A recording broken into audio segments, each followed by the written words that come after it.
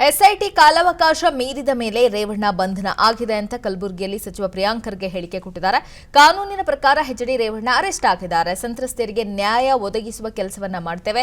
ಸಂತ್ರಸ್ತೆ ಮಾಹಿತಿಯನ್ನ ಎಸ್ಐಟಿ ಗೌಪ್ಯವಾಗಿ ಇಡುತ್ತೆ ಅಂತ ಹೇಳಿದ್ದಾರೆ. ನೋಡಿ, ಇದೆಲ್ಲ ಪ್ರೊಸೆಸ್ ಇದೆ.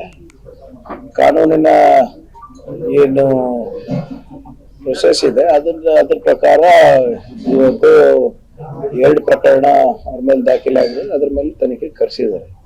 SIT ಅವರಿಗೆ ಕಾಲಾವಕಾಶ ಕೊಟ್ಟಿತ್ತು ನಿನ್ನೆ 5:30 ತನಕ.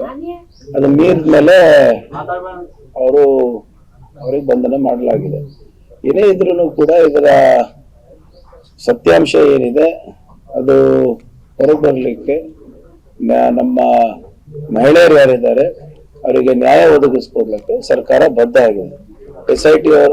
ಎಸ್ಐಟಿ ಕಾಲಾವಕಾಶ ಮೀರಿದ ಮೇಲೆ ರೇವಣ್ಣ ಬಂಧನ ಆಗಿದೆ ಅಂತ ಕಲಬುರಗಿಯಲ್ಲಿ ಸಚಿವ ಪ್ರಿಯಾಂಕ್ ಖರ್ಗೆ ಹೇಳಿಕೆ ಕೊಟ್ಟಿದ್ದಾರೆ.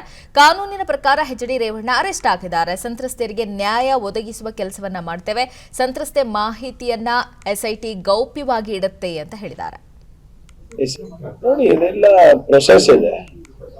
ಕಾನೂನಿನ ಏನು ಪ್ರೊಸೆಸ್ ಇದೆ ಅದ್ರ ಪ್ರಕಾರ ಇವತ್ತು 2 ಪ್ರಕರಣ ಅವ್ರ ಮೇಲೆ ದಾಖಲಾಗಿದೆ. ಅದ್ರ ಮೇಲೆ ತನಿಖೆ ಕರೆಸಿದ್ದಾರೆ.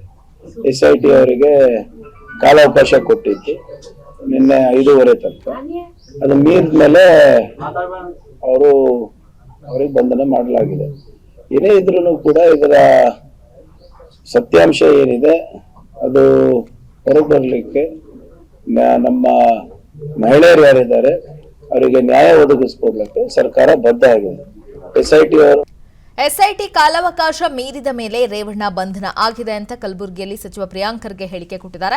ಕಾನೂನಿನ ಪ್ರಕಾರ ಎಚ್ಡಿ ರೇವಣ್ಣ ಅರೆಸ್ಟ್ ಆಗಿದ್ದಾರೆ. ಸಂತ್ರಸ್ತರಿಗೆ ನ್ಯಾಯ ಒದಗಿಸುವ ಕೆಲಸವನ್ನ ಮಾಡ್ತೇವೆ. ಸಂತ್ರಸ್ತೆ ಮಾಹಿತಿಯನ್ನ ಎಸ್ಐಟಿ ಗೌಪ್ಯವಾಗಿ ಇಡುತ್ತೆ ಅಂತ ಹೇಳಿದ್ದಾರೆ. ನೋಡಿ, ಇದೆಲ್ಲ ಪ್ರೊಸೆಸ್ ಇದೆ.